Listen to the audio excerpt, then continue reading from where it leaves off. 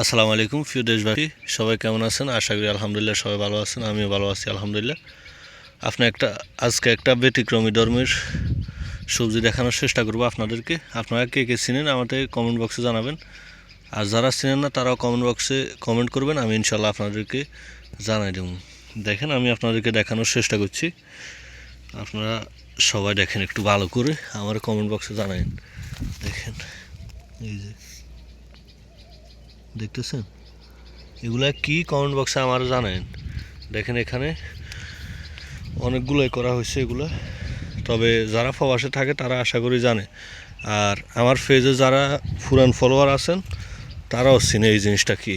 কারণ আমি আমার পেজে এই জিনিসটার ছবি ছেড়ছি, ওই ছবি মনে করেন পেজের ভিতরে আছে। তা আপনারা দেখতে পারেন। আর দেখেন এখানে কোন সিস্টেমে করা হয়েছে।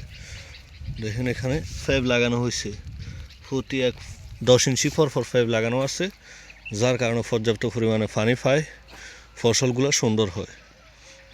আমাদের বাংলাদেশে তো এত বেশি পানির প্রয়োজন হয় না, এই জন্য আমাদের বাংলাদেশে এরকম সিস্টেম করেও না।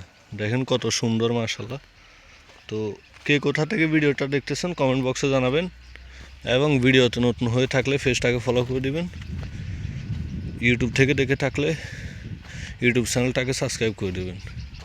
তো আজকের মতো এখানে বিদায় নিতেছি। সবাই ভালো থাকবেন, সুস্থ থাকবেন। আল্লাহ হাফিজ।